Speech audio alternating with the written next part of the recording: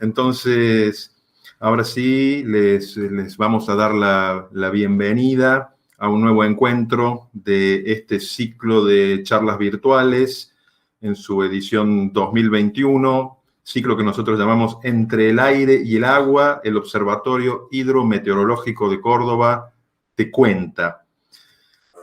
Es el segundo año consecutivo en que llevamos adelante este ciclo, que es virtual, sencillamente porque comenzó en pandemia. Veremos el año que viene cómo sigue, si los convocamos presencialmente. ¿Cómo son estos encuentros? Bueno, son encuentros de divulgación científica y ambiental abiertos a todo público que se realizan habitualmente una vez por mes en días jueves por la tarde. Les quiero recordar que el Observatorio Hidrometeorológico de Córdoba es un ente creado por iniciativa de la provincia de Córdoba, pero que integra un abanico muy amplio de organismos provinciales, nacionales, instituciones variadas, con competencia en cuestiones meteorológicas, hidrológicas y ambientales. Y entre esas instituciones hay varias universidades. Entre esas universidades está la Universidad Nacional de Córdoba, que se integra a través de dos de sus facultades, la Facultad de Matemática, Astronomía, Física y Computación y la Facultad de Ciencias Exactas, Físicas y Naturales. Junto a esas dos facultades organizamos este ciclo de charlas.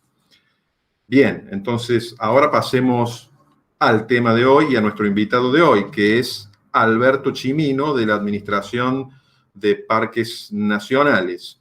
Alberto trabaja en gestión y conservación de patrimonio cultural en la Administración de Parques Nacionales. Es el técnico responsable del manejo de recursos culturales de la Delegación Regional Centro. Espero haberlo dicho bien porque es largo.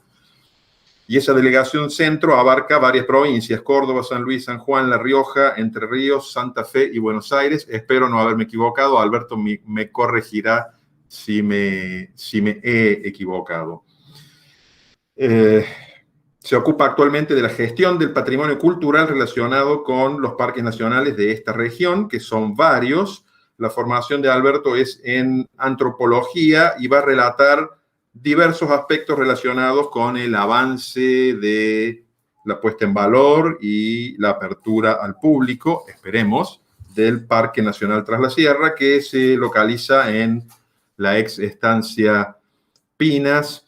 Como ustedes seguramente saben, hasta hace poco tiempo los cordobeses repetíamos como una especie de letanía que había un solo parque nacional en nuestra provincia, que es Quebrada del Condorito. Pero ahora aparentemente no vamos a poder decir más eso porque hay otros dos parques que están en danza. Uno es Ancenusa en Mar Chiquita, del cual ya hablamos en este mismo ciclo hace aproximadamente un año, y el Parque Tras la Sierra, que es lo que hoy nos convoca. Les vamos a pedir entonces que mantengan sus micrófonos apagados durante la charla, pero que si tienen preguntas, las vayan anotando en el chat a la derecha de su pantalla, apenas se les ocurran para que no se las olviden, y después vamos a leerlas al final. Y les recordamos que toda esta charla va a ser grabada, ya está siendo grabada, y que va a ser compartida luego en el canal de YouTube del Observatorio Hidrometeorológico de Córdoba. Y yo ya he hablado demasiado, así que le voy a dar paso a Alberto. Alberto, la sala es toda tuya. Adelante, por favor. Muchas gracias, Guillermo. Bueno, buenas tardes a todos. Bienvenidos, gracias por estar presentes hoy. Y bueno, damos comienzo, si les parece. Una observación, me parece que estás compartiendo toda la pantalla y no la ventana de la presentación. Volvemos a hacer... A ver, déjame ver. Sí, no hay apuro, porque si no nos vamos a estar viendo a nosotros mismos allí en las ventanitas. Una ventana, ¿verdad? ¿Tengo que compartir? Una ventana con la presentación ya abierta previamente. Ahí está. Ahora tendría que verse mejor. Sí. Perfecto. Bueno, la charla de hoy se llama Aproximaciones al Parque Nacional Tras la Sierra y vamos a hablar de todo un poco, ¿no? Y lo primero que quería contarles yo o explicarles es cómo se crea un parque nacional, cómo llegamos a este Parque Nacional Tras la Sierra, cómo nace este Parque Nacional. Bueno, yo voy a tratar de ser breve, ustedes si quieren yo después les puedo compartir el PowerPoint, igual va a quedar grabado. Pero bueno, la efemérides del Parque Nacional Tras la Sierra es la siguiente. En el año 2017 se aprueba la ley 10.481, por la cual la provincia de Córdoba declara de utilidad pública y sujeta a expropiación los inmuebles necesarios para la conformación del Parque Nacional Pinas. En 2018 se sanciona la ley 27.435 que crea el Parque Nacional Tras la Sierra. Después vamos a explicar esta diferencia de nombres por un total de 105.386 hectáreas. En 2018 también la APN toma posesión de las primeras 27.000 hectáreas expropiadas con fondos donados por la ONG WIS Foundation. En 2019, con un acuerdo de cooperación entre la APN y la Secretaría de Ambiente y Cambio Climático de la provincia de Córdoba, se da en comodato un edificio para que funcione como centro operativo del Parque Nacional, en Chancaní. En diciembre de 2020 se toma posesión de la fracción este de la estancia Pinas, sumando unas 17.000 hectáreas, que pasan a integrar el Parque Nacional Tras la Sierra. Esta fracción incluye el camino de acceso desde el límite sur hasta el Bañado del Tala y hasta el casco histórico de la estancia. Y en enero de 2021 comienza a funcionar la sede administrativa del Parque Nacional Tras la Sierra. Hasta este momento no tenía intendencia, no tenía el lugar físico la intendencia, era manejada por el Parque Nacional del Quebrada de Condorito y se establece en la ciudad de Villa de Soto, en las oficinas de la Municipalidad de Villa de Soto. ¿Dónde está el Parque Nacional Tras la Sierra? Ya les voy a mostrar un mapa también, pero bueno, les explico que se ubica al noroeste de la provincia de Córdoba, en la pedanía Guazapampa del departamento Minas. Al sur, la localidad más cercana es Chancaní, donde está el centro operativo que les comenté, a 28 kilómetros. Al oeste se encuentra la localidad del Milagro, en la provincia de La Rioja. Al norte, la localidad más cercana es El Chacho, aproximadamente a 11 kilómetros. Y hacia el este, sobre los faldeos orientales de la Sierra de Pocho, y entre esta sierra y la de Cerrezuela, las localidades más cercanas son La Playa y Guazapampa. Aquí tenemos el mapa para que ustedes se puedan ubicar bien, ¿sí? Acá tienen todo lo que es el Parque Nacional, la localidad de Chancaní, ¿sí? El Milagro en La Rioja y el lugar donde está la Intendencia en Villa de Soto. Ustedes se preguntarán por qué hay dos colores diferentes en este mapa ubicando el Parque Nacional Tras la Sierra. Les explico, en verde más oscuro está lo que nosotros llamamos Parque Nacional Tras la Sierra, que son esas 44.000 hectáreas que les hablé recién. El resto lo conforma la Reserva Nacional Tras la Sierra. ¿Qué implica esto? Son dos categorías diferentes de gestión de las áreas protegidas. El Parque Nacional implica que el Estado Nacional tiene el dominio y la jurisdicción ambiental de esas 44.000 hectáreas. Y en la Reserva Nacional tiene la jurisdicción ambiental, pero no tiene el dominio todavía. Están en manos de privados. La ecorregión donde se encuentra el Parque Nacional es en pleno Chaco árido, la porción más seca del Gran Chaco sudamericano, con el sector este sobre el Chaco Serrano, en los faldeos de las sierras de Pocho y Guazapampa. Pertenece a la ecorregión Chaco Seco, subregiones Chaco Serrano y Chaco Árido. El Parque Nacional Tras la Sierra es la primera área nacional protegida del Chaco Árido y de los bosques del Chaco Serrano. Vamos a hablar un poquito muy breve de algunos aspectos que involucran el Parque Nacional Tras la Sierra, como por ejemplo la geografía y el clima. El Chaco árido se extiende por el oeste y el noroeste de Córdoba, sureste de Santiago del Estero, este de Catamarca y La Rioja y norte de San Luis. El relieve es predominantemente llano, se caracteriza por la presencia de grandes bolsones salinos. El extremo sur de uno de ellos es conocido como las Salinas Grandes y alcanza la parte septentrional del Parque Nacional. El clima es subtropical continental, las precipitaciones son muy escasas y están concentradas en el periodo estival. La zona se caracteriza por un marcado déficit hídrico y esto quisiera que lo recuerden bastante bien porque va a ser una constante en la charla el déficit hídrico. La temperatura media es de unos 20 grados, con máximas absolutas que varían entre los 42 grados y los menos 6 grados.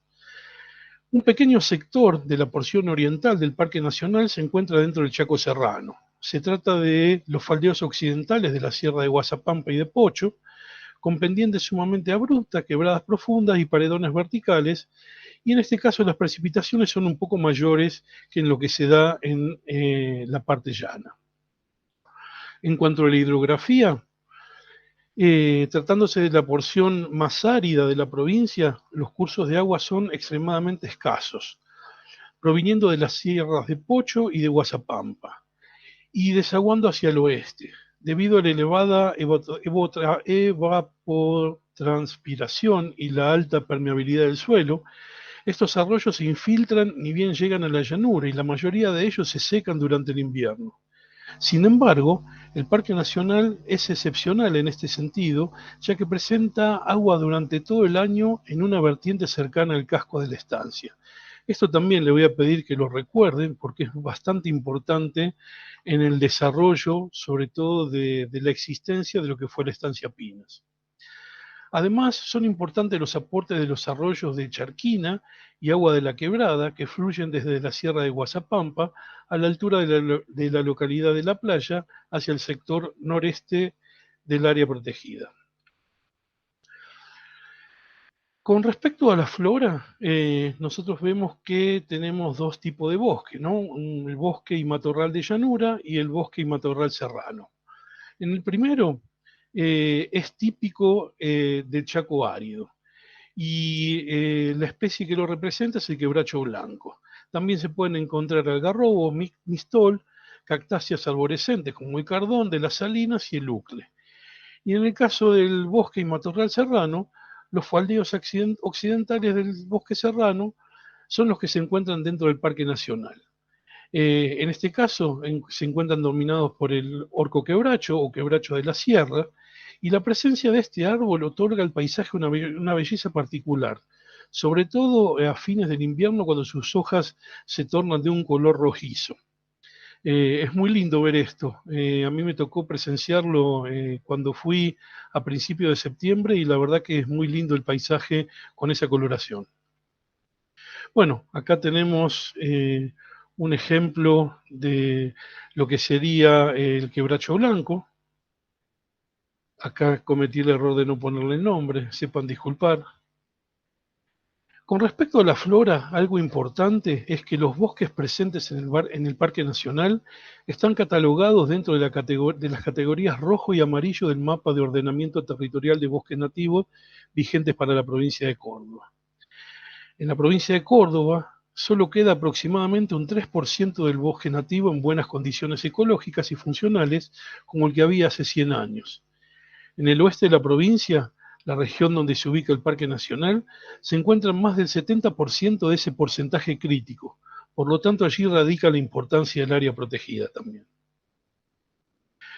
En cuanto a la fauna, de acuerdo a los datos que existen hasta el momento, tenemos 35 especies de mamíferos, 229 especies de aves, 30 de reptiles, 13 anfibios y un pez. Acá nosotros tratamos de poner las especies más representativas, como el aymara, el lagarto colorado, el pecarí de collar, la chuña, los guanacos, la lampalagua, el halconcito gris, la lechuza bataraz chaqueña, la boa arcoíris y el águila coronado. Además de conservar y proteger los recursos naturales y culturales, los parques nacionales brindan servicios a la comunidad que se denominan servicios ecosistémicos. ¿Qué serían estos servicios ecosistémicos? Por ejemplo, el Parque Nacional Tras la Sierra brinda los siguientes servicios: asimilación e inmovilización del carbono atmosférico, regulación del clima local, barrera contra la erosión. Estos tres servicios son brindados por los bosques: polinización, producción de miel, control de plagas de insectos, control de roedores perjudiciales, dispersión de semillas, remoción de focos de infección y servicios ecosistémicos culturales.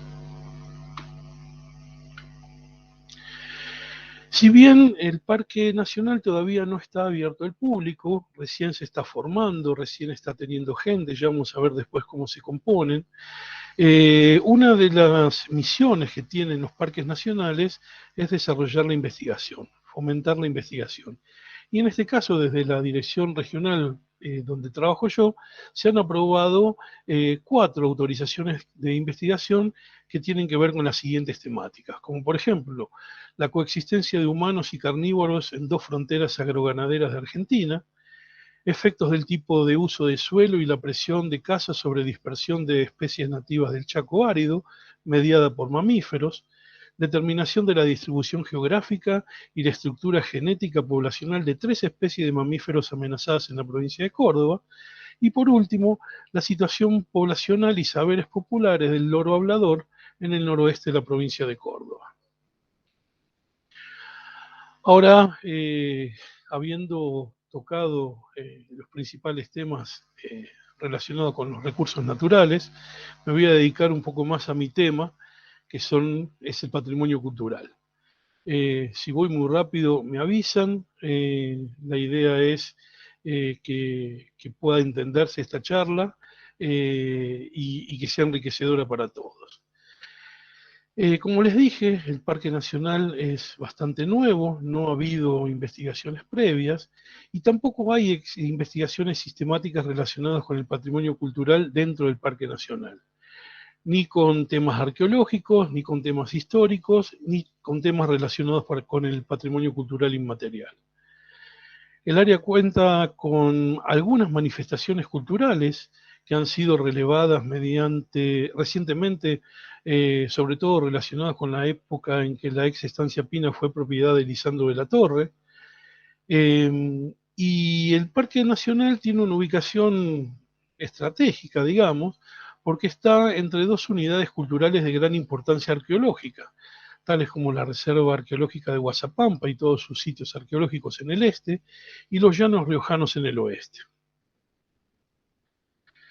En esta visita que les comenté que hice en septiembre, tuve la oportunidad de relevar algunos de estos recursos culturales, y por ejemplo, en una senda que sube hacia la sierra detrás del casco principal de la estancia, encontramos 2 bloques con morteros, distantes a pocos metros uno de otro, que bueno, tienen que ser estudiados, y esos 2 bloques seguramente van a formar parte de una senda interpretativa y van a ser puestos al uso público.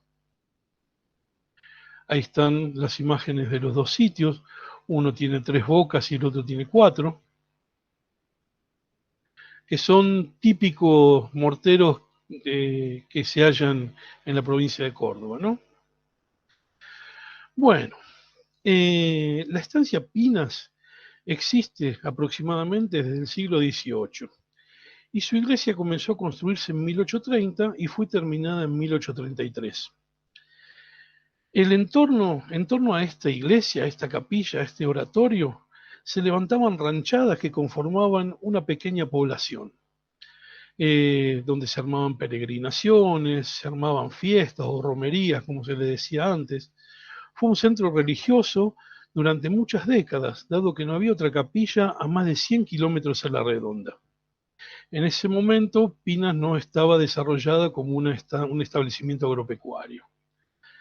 A fines del siglo XIX fue adquirida por Santiago Lowry, un inglés, que la transformó en estancia, y posteriormente se sucedieron varios dueños. Estos cambios de propietarios provocaron la desaparición de estas ranchadas, y Pinas perdió el carácter religioso que le asignara su iglesia. La capilla fue abandonada y se transformó en ruinas. En 1908 es adquirida por Lisandro de la Torre, todo el predio de la estancia Pinas. Y cuando toma posesión definitiva en 1917, recibe una iglesia totalmente en decadencia y se compromete a conservarla. A veces en contra de los mismos deseos de sus trabajadores, ¿no? Porque los mismos trabajadores se encargaban de destruir las paredes y los techos de la capilla, porque decían que ahí había tesoros escondidos. Esta capilla también sufrió un par de incendios, ¿sí? Pero bueno, actualmente no queda mucho de esta capilla. Ustedes pueden ver, hay diferentes imágenes. Esta es un poco más vieja, donde se puede observar el frente de la capilla y parte de su estructura interna. La imagen del costado, que se ve más blanca, ya solamente muestra el frente de lo que era la capilla. Y lo que queda ahora es esta columna solita que está acá, que esta foto está tomada de frente y del lado de atrás. Ya se cayó absolutamente todo la estructura de la capilla. Otro de los recursos culturales importantes que tiene el Parque Nacional Tras la Sierra es en sí el casco de la estancia, la casa principal. Si ustedes me permiten, yo les voy a leer una rica descripción que hace Juan Lasarte, es muy breve, en su libro Lisandro de la Torre, Reformador Social. Dice así: la casa de estilo de rancho grande, paredes anchas, techo de teja, formada por 4 habitaciones que dan frente a la montaña, con galería ancha de 2 metros. La primera pieza, la que ocupaba el escritorio, estaba llena de luz con ventanas hacia el norte, adornada con un pequeño escritorio de antiguo estilo inglés que le servía de mesa de trabajo, y a su izquierda una alacena incrustada en la pared sin puertas y con estantes. Estaba destinada a los papeles. 2 mesas más, una junto a la ventana y otra en el centro, y 2 sillas completaban la existencia. Cuadros pequeños de motivos campesinos y algunas carpetas con papeles colgaban de las paredes. Este era el estudio de Lisandro de la Torre. Yo no sé si ustedes sabían, Lisandro de la Torre era abogado, pero bueno, siempre estuvo fascinado por su historia familiar, al trabajo y a la producción del campo. Y se constituyó un autodidacta en el tema. A él le interesaba un tema en particular relacionado con la producción y se ponía a estudiar ese tema. Así que él se fue construyendo solo en los aspectos de la producción del campo.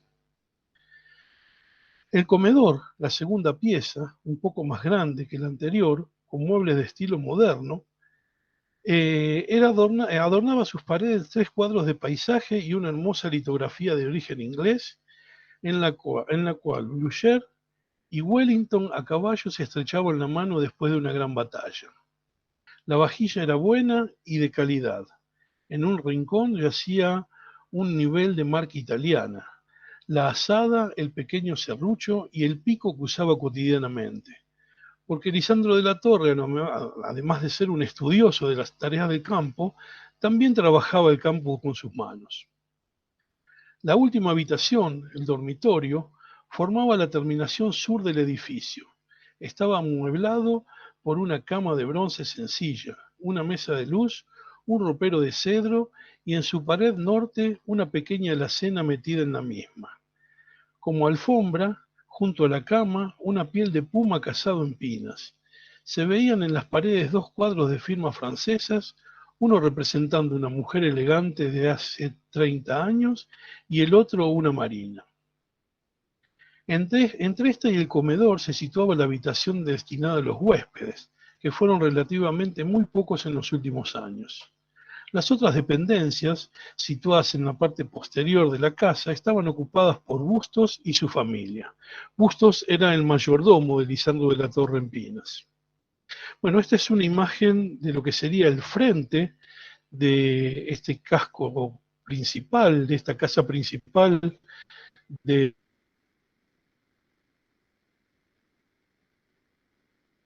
de la estancia Pinas. Esta es la galería que hace la descripción, las artes, y las ventanas dan a la Sierra del Pollo. Todas las habitaciones tienen sus puertas y sus ventanas. Esta es la parte de atrás, el patio de la casa, y lo que ustedes ven en primer plano es un gran algarrobo que tiene sus buenas épocas, más de 100 años, y bajo ese algarrobo se cuidaban animales, gallinas, tenían pájaros y tenían casales de paloma. Esta es una vista aérea de lo que sería el casco de la estancia con todas sus estructuras. Esta es la casa principal, esta es la casa del mayordomo, ¿sí? Y acuérdense que yo les dije que tengan en cuenta la cuestión del agua. Bueno, porque acá, en este sector de la estancia Pinas, el agua nunca faltaba. Había una vertiente que bajaba de la sierra y desembocaba justo acá. Había un lugar donde se acumulaba el agua y el agua no faltaba en todo el año ni en las peores épocas de sequía. En esta foto aérea ustedes van a poder ver que hay palmeras que no son del lugar, y ahora vamos a ver por qué existen esas palmeras. Bueno, todo es muy lindo, todo es muy poético, pero también tengo que mostrarles la cruda realidad con la que trabajamos nosotros, los que estamos en el tema de conservación. Si bien el casco de la estancia está en muy buen estado, el techo tiene problemas de filtraciones y en todas las habitaciones, salvo en las últimas dos y en el baño, que fueron agregados que hizo Lisandro de la Torre, todos tienen problemas de humedad. Ustedes pueden ver que todos los techos y las paredes tienen problemas de humedad. Este es el techo de la galería, que le faltan partes de madera, y el piso de la galería también tiene baldosas levantadas.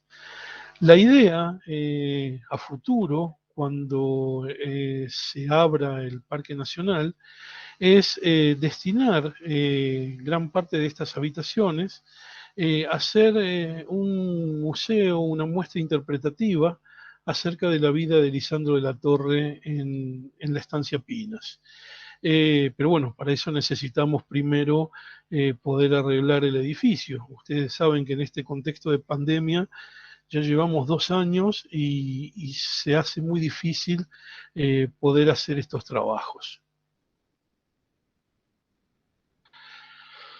Bueno, uno de los aspectos a tener en cuenta, yo les dije que presten atención a las palmeras, es que detrás de la casa, descendiendo de la sierra, corre una vertiente de agua, ya se los adelanté, la cual era recogida en una represa que nunca se agotaba. El agua servía como riego y provisión para la casa. No hay en Pinas ni en sus adyacencias otras vertientes de estas características. Y el tema del agua se volvió una obsesión para De la Torre, para lo cual construyó un sistema de regadío de más de 40.000 metros de caño que hizo traer especialmente de Alemania, y bueno, conectado con molinos de viento y tanques australianos. Multiplicó las aguadas existentes y los vasos canalizados que recogen el agua de lluvia.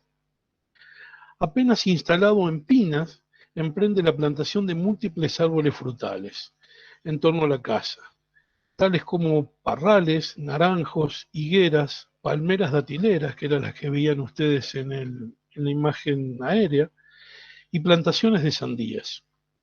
También planta olivos en el jardín y en un prado cercano, y se dice que estos olivos son los antecedentes de la producción de olivares que hoy se da en esa zona. Encarga el cultivo de trigo y maíz también, pero por diversos factores, el agua y las catas, las cotorras, dificultan el cultivo a gran escala y lo reducen solo para la satisfacción del consumo interno. Acá pueden ver ustedes el único ejemplar de olivo que queda. nosotros vamos a trabajar con un ingeniero agrónomo que trabaja en la Dirección Regional Centro para ver si podemos mantenerlo, si podemos revitalizarlo. Sería una pena perder el único ejemplar de olivo que plantó Lisandro de la Torre. Y atrás se ven varias de las palmeras que Lisandro de la Torre plantó de Carozo. Él mismo hizo la plantación de todas las palmeras. Entre el año 1917 y 1922, la estancia tiene una prosperidad interesante. Miles de cabezas de ganado pastan en los prados. Los frutales dan buenas cosechas y obtienen un maíz de mejor calidad. Pero Pinas es su obra y le ha ganado todo su afecto. ¿Pero qué pasó? Se vino una época de sequía que derrumba todo el esfuerzo que puso la estancia Pinas en la cúspide. La tierra se agrieta sedienta, un polvo fino invade la zona cultivada y los campos de pastaje. La búsqueda de agua se hace dramática e insiste en abrir nuevos pozos. El ganado no tiene que comer ni que beber. Esa espantosa seca barre 5 años de labor. Lisandro de la Torre se siente fracasado. Por eso, un amigo político le sugiere que comience a explotar el denso bosque que existe en Pinas. Piensa que es una oportunidad de recuperar Pinas. Comienza la explotación del monte con el trabajo de los hacheros sobre los quebrachos y los algarrobos. Centenares de criollos de diversos lugares fueron transformando la fisonomía de Pinas.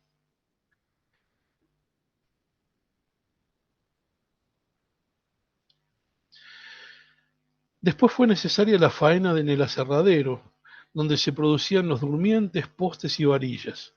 Carros repletos hasta el tope circulaban por los caminos con su carga. Pero como la explotación creció, fue necesaria la construcción de un tramo del ferrocarril desde el kilómetro 619 hasta el centro del campo. Se trata del ramal A13 del ferrocarril Belgrano, inaugurado en 1929 y clausurado el 5 de agosto de 1977. Unía la estación Comandante Leal, en La Rioja, y la estación Pinas, en el puesto número 47, y tenía una extensión de 46 kilómetros y medio. En esta imagen nosotros podemos ver varios restos de lo que podrían ser estas explotaciones madereras. Esto posiblemente sea una caldera, ¿sí? Asociada a la producción, restos de durmientes, un vehículo antiguo que quedó abandonado, uno de esos cambios de vías, restos de vías y restos de maquinarias.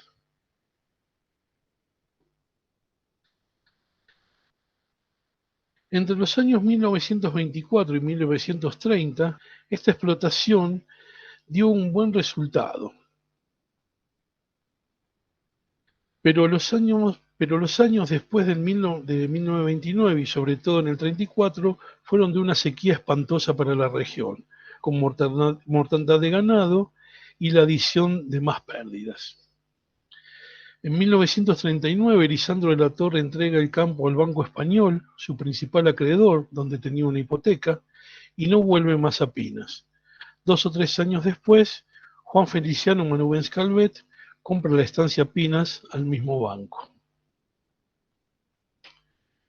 Bueno, esto es más que nada la historia de la vida de Lisandro de la Torre en Pinas, ¿no? Lo que quedó, los restos materiales de su paso por Pinas. Como les dije, el Parque Nacional fue creado hace unos 3 años aproximadamente, y hoy, afortunadamente, ya cuenta con un intendente, que es el biólogo Julio Monguillot. Tiene una sede administrativa, tiene su intendencia en la ciudad de Villa de Soto, tiene un centro operativo en Chancaní, tiene otro centro operativo que se llama Lisandro de la Torre en el sector del ex casco histórico, Cuenta con 3 guardaparques nacionales, 4 brigadistas de incendios forestales, un coordinador de administración, una coordinadora de conservación y uso público y una ingeniera agrónoma. Y además, en la entrada del parque ya cuenta con su portada. Este es la seccional Chancaní. ¿Y qué esperamos para el futuro de este parque nacional? Se está trabajando para habilitar en el año 2022 ofertas de uso público y recreativo para los visitantes del Parque Nacional. En el año 2022 se abordará el proceso de elaboración del plan de gestión del Parque Nacional Tras la Sierra. Existe una vinculación estratégica con comunidades locales en materia de desarrollo local productivo y convenios para mitigar el riesgo de incendios a través de convenios de herbivoría. También se espera concretar la expropiación de la fracción restante. ¿Se acuerdan que yo les hablé de la Reserva Nacional como parte para que forma parte de este Parque Nacional? Y también se espera en un futuro no muy lejano cambiar el nombre del Parque Nacional Tras la Sierra por el Parque Nacional Pinas para recobrar la identidad, la historia y la toponimia del lugar. Bueno, creo que fui muy rápido. Espero que les haya sido útil, que hayan podido captar el mensaje que quería transmitirles. Y acá les dejo datos de contacto. Los contactos de la Intendencia del Parque Nacional Tras la Sierra y los contactos de la Dirección Regional Centro. Muchas gracias. Bueno, muchas gracias a vos, Alberto. Quizás en la primera parte fuiste un poquito rápido, costaba seguirte un poco el hilo, pero la verdad es una visión distinta a lo que estamos acostumbrados en relación a los parques nacionales. Digo, los que no somos del palo, los que somos sencillamente público, estamos más acostumbrados a que nos hablen desde el punto de vista exclusivamente biológico, y a mí me pareció muy, muy interesante tu aproximación, que tiene que ver con tu especialidad, ¿no es cierto? Vamos a ver si tenemos algunas preguntas. ¿Alguna pregunta hay? Aquí, bueno, Celso pide que repitas los límites geográficos. Quizás te voy a pedir que pongas de nuevo en pantalla el mapa y que nos cuentes un poquito más despacio, así podemos tomar nota. Perfecto, vamos a buscarlo.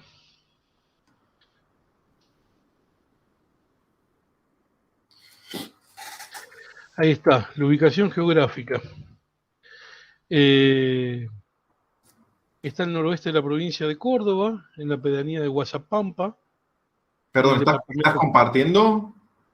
Ah, sería bueno que comparta, ¿no, Guillermo? Sería bueno que comparta. Perdón. No, todo bien. Ahora sí. Decía que se ubica en el noroeste de la provincia de Córdoba, en la pedanía de Guazapampa, del departamento Minas, ¿sí? Y para que ustedes se den cuenta, vamos a poner el mapa mejor. Tendría que pasar. Ahí está.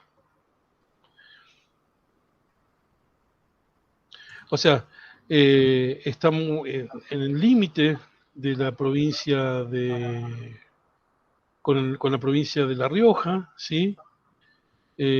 Al sur tenemos la Reserva Chancaní, ¿sí? Y lo que sería el este está cerca de Ciénaga del Oro y, bueno, Villa de Soto.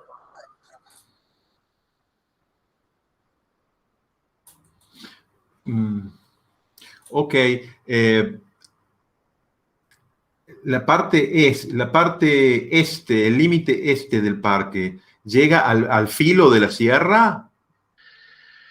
Creería que llega al filo de la Sierra de Pocho. Okay. No tengo bien especificado eso, pero bueno, prometo averiguarlo y tratar de contestarle la pregunta a quien la formuló. Bien, pero vos nos dijiste durante la charla que incluye una parte de la ladera, digamos. Claro. Bien. Yo no sé si voy a, voy a ser un poco impertinente, si Julio me está escuchando y me puede tirar un salvavidas con respecto Perdón, al libro. perdón, Alberto, ahí Julio ha puesto algo en el chat, Ah, dice que supera el filo de las sierras hacia el este. bien. Sí, bien. O sea que esa pregunta está respondida. Muchas gracias. Gracias, Julio. Bueno, Julio Franco, Monguillote es el intendente del Parque Nacional. bien. Y Facundo, que también está conectado y haciendo aportes, les cuento al resto de los asistentes, es el director de la Regional Centro de la Administración de Parques Nacionales. Les agradezco también que estén presentes.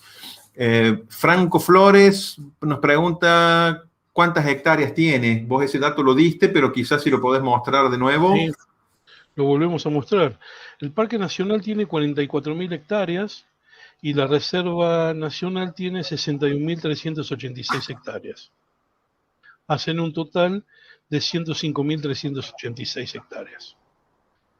Ok, ahí yo quería hacer una pregunta, porque vos nos contaste administrativamente qué es el parque y qué es la reserva, cuál es la diferencia, digamos. Pero mi pregunta es si hay alguna diferencia en cuanto al grado de protección o es una cuestión meramente administrativa. En cuanto al grado de protección, sigue siendo la jurisdicción ambiental del Estado Nacional. Lo que cambia es la propiedad de la tierra. En este caso, el Parque Nacional es del dominio público del Estado Nacional, la Reserva Nacional es de un privado. Hay cosas que se pueden hacer en un parque nacional, o sea, mejor dicho, en un parque nacional está más restringido, sobre todo actividades productivas no se pueden hacer, en la Reserva Nacional sí, pero bueno, con ciertas restricciones también. O Ok, sea, no prender fuego, tienen que tener ciertos cuidados. ok. Aquí Salvador, que es de Salta, nos pregunta si dentro de este gran espacio hay pobladores actualmente. En el Parque Nacional no, en la Reserva Nacional sí, porque admite que todavía haya pobladores. Pero en el Parque Nacional no queda ningún poblador. Ok, y la pregunta tiene otra parte, dice si hay alguna actividad económica, supongo que hay que preguntarlo por la parte de la reserva, porque en el parque si no hay pobladores, imagino que tampoco habrá ningún tipo de explotación. No hay explotación, ya hace un año que se retiró todo el ganado de la parte del Parque Nacional. Yo entiendo que en la reserva todavía hay alguna actividad productiva, pero desconozco el detalle. Ok, aquí Franco también hace una pregunta que a mí se me había planteado también durante tu excelente charla y es, digamos, cómo coexiste el hecho de tener especies exóticas, como la que vos mostraste, palmeras datileras, con el hecho de tener un parque que uno piensa que, bueno, tiende exclusivamente a la conservación de lo nativo, ¿no? Bien, en este caso, el paisaje fue modificado antrópicamente y dentro del contexto de una actividad productiva como es una estancia ganadera, en este caso Pinas en la época de Lisandro de la Torre, lo que se busca rescatar es el esfuerzo producido y cómo esas especies exóticas forman parte de lo que sería el paisaje actual o el conjunto arquitectónico. Porque cuando uno habla del casco de una estancia no es solamente la casa principal, sino que es la casa principal, las dependencias, los jardines, los tanques de agua, distintos componentes que forman parte de ese paisaje o de ese conjunto arquitectónico. Entonces, en este caso, como hubo una intencionalidad de ganarle a esta tierra donde abunda la sequía y ver cómo se comportaban estas plantas, porque vos fíjate que las palmeras datileras vienen de un ambiente prácticamente igual al que se da en Pinas, con pocas precipitaciones y mucho calor. Entonces, bueno, se destaca, se busca conservar ese conjunto arquitectónico que lo componen todas esas cosas, la parte construida, como también esas especies que no son nativas. Ok, y aclaro que aquí Julio Monguillot, el intendente del parque, nuevamente hace una acotación en el chat que dice que si bien no son nativas, no son especies exóticas invasoras. Claro. Bien, bien. A ver, perdón, que se me movió un poquito el chat. Carlos pregunta acerca de medidas especiales para tratar de evitar los incendios de campo. Bueno, eso tal vez lo pueda contestar mejor Julio, le paso la responsabilidad a él, pero bueno, el tema es mantener baja la carga vegetal. Supuestamente va a haber a futuro convenios de herbivoría para que puedan hacerse pastaje y tener baja la carga vegetal. Y después, bueno, trabajar con los pobladores en cuestiones de prevenciones de incendio o manejo del fuego. Supongo que es eso, ya Julio me corregirá. Ok, si Julio quiere corregir o respaldar, le puede abrir el micrófono, ¿eh? Si así lo desea. Bueno, aquí él escribió justamente en el chat que se mantienen las picadas cortafuego y se está implementando un sistema de detección temprana de incendios. Bien, bueno, muchas gracias por la acotación. Hay otra pregunta que tiene que ver con si hay datos sobre otros posibles sitios arqueológicos que sean diferentes a los que vos contaste cerca de la estancia. A ver, estamos en tratativas con el doctor Sebastián Pastor, que es un reconocido arqueólogo cordobés, trabajó en la provincia de Córdoba y actualmente está trabajando en el área de los llanos riojanos. Entonces, y convinimos con él para que presente un permiso de investigación y poder iniciar esas investigaciones sistemáticas en temas de arqueología en el Parque Nacional. Esperamos poder concretarlo a partir del año que viene. Así que bueno, por lo menos tenemos un sitio arqueológico que está compuesto por esos dos morteros. Seguramente va a haber más, pero bueno, hay que trabajar mucho, hay que recorrer todas esas hectáreas con el doctor Pastor. Ok, y aquí Carlos, respecto de las picadas, hace ya una pregunta más técnica que supongo que quizás Julio la pueda contestar. Dice, ¿de qué ancho son las picadas cortafuegos? No sé si Julio quiere dar la respuesta, si es que la tiene de memoria, digamos. Si no, yo mientras tanto quería plantear un par de preguntas en particular sobre el futuro, ¿no? Porque ustedes están planeando abrir de alguna forma el año que viene. ¿Cuál sería la vía de acceso que se piensa al parque? Perdón, ahí Julio Monguillot dice que el ancho de las picadas varía entre 6 y 12 metros.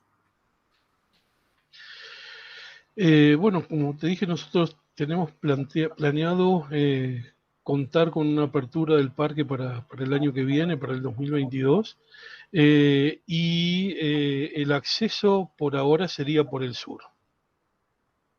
Por el sur sería, digamos, habría que bajar por el camino de los túneles si uno está en Córdoba y allí tomar hacia el norte, digamos. Esa sería la vía de acceso. Eso mismo, ir para el lado de Chancaní y después ir para el lado del parque.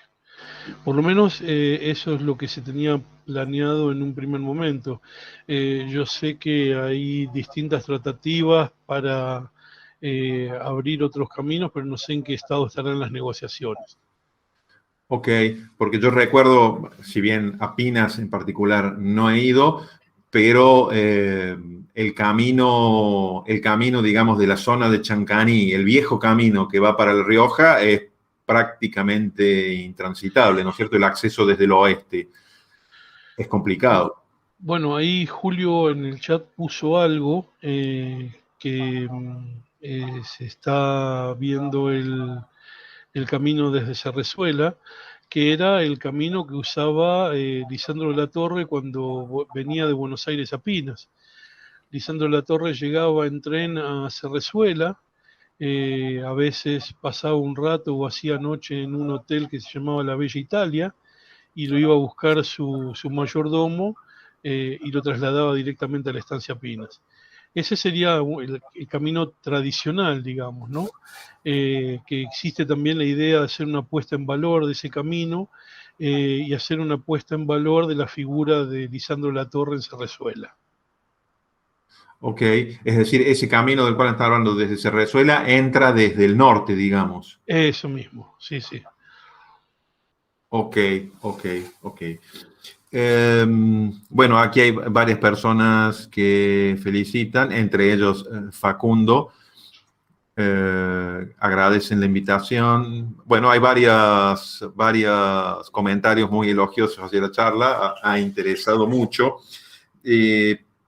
Quizás, si me permitís, un par de preguntitas más, porque a mí me despertó mucha curiosidad. Lo del ramal ferroviario, yo quería saber, más allá de que haya algunas partes ahí dispersas, oxidadas, el ramal, todavía, la vía, ¿existe todavía? Hay algunas partes que están los rieles, mucho ya se ha desarmado, pero bueno, eso también, o sea, tuvimos una primera aproximación en septiembre cuando fuimos, que fueron la foto que le mostré. En algún lugar debe quedar algún tramo completo, pero eso se fue desarmando. Pero bueno, apenas tengamos ese dato, lo vamos a poner, o sea, vamos a hacerle la interpretación y la puesta en valor, no en el lugar, sino tal vez en el centro de interpretación que va a ser en el casco. Claro, claro. En realidad, como todos los ramales que han dejado de usarse, no tardan en empezar a desaparecer las partes. Es como que los restos ferroviarios parece que son muy requeridos por gente Son un que lindo souvenir. son un lindo souvenir, pesado en general, pero son un lindo souvenir. Bueno, a ver, bueno, Julio siguió aportando que el tramo de la ruta provincial 28 hasta el límite con La Rioja está excelente, pero yo no tengo en mi cabeza cuál es la ruta 28. Salvador aquí vuelve a comentar que qué interesante sería en un futuro poder llegar en tren al parque. Me adhiero, aunque supongo que es... Ah, bien, el camino de los túneles nos dicen que hasta el límite con La Rioja está excelente. Es decir, el camino que yo recién dije que había visitado hace unos años y que estaba en pésimas condiciones, Julio nos dice que está en muy buenas condiciones ahora hasta el límite con La Rioja. Bien, lo que pasa es que desde el límite con La Rioja hasta la ruta que circula, la ruta pavimentada que viene de La Rioja, de la provincia de La Rioja, hay bastantes kilómetros. Ok. Bueno, aparentemente no veo más preguntas allí. Yo sí quiero hacerte una última, porque sobre un concepto que vos mencionaste al principio y que seguramente para los antropólogos es muy corriente, pero para mí y probablemente para mucha otra gente no. Entre los servicios ecosistémicos, vos dijiste servicios ecosistémicos culturales, y yo te quería pedir si en 2 palabras podés sintetizar un poco a qué se refiere uno cuando habla de eso.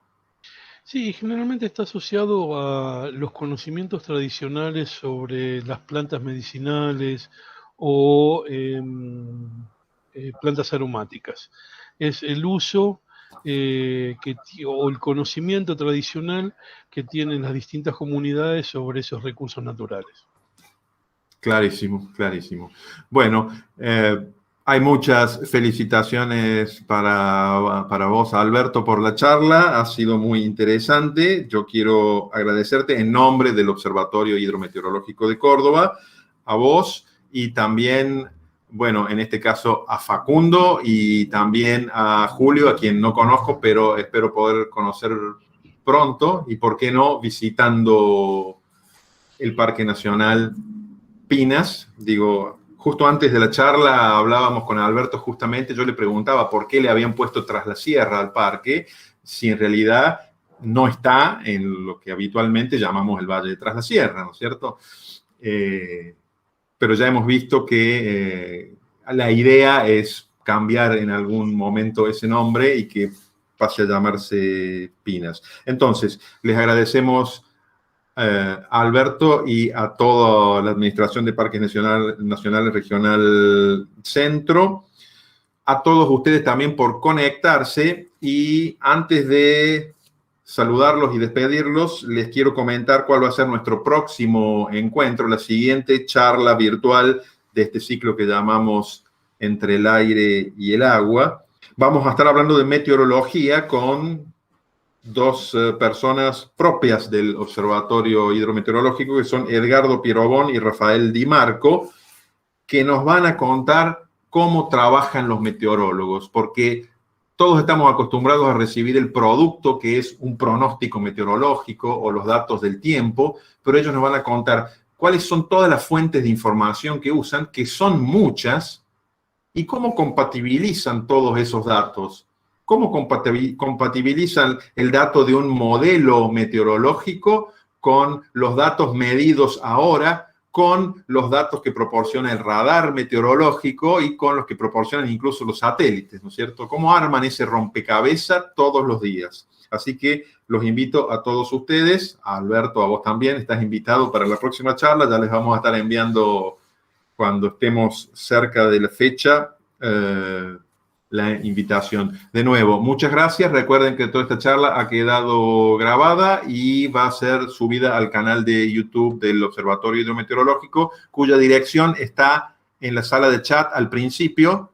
Si quieren copiarla, cópienla ahora, porque una vez que cierre la ventana ya no va a estar más disponible. De nuevo, muchas gracias a todos. Muchas gracias, Alberto, y nos vemos pronto. Muchísimas gracias, Guillermo, por la invitación, por la oportunidad. Muchas gracias a las personas que han participado de esta charla, por su paciencia. Y bueno, a disposición para alguna próxima o lo que necesiten. Muchas gracias, muchas gracias. Que anden bien, gracias.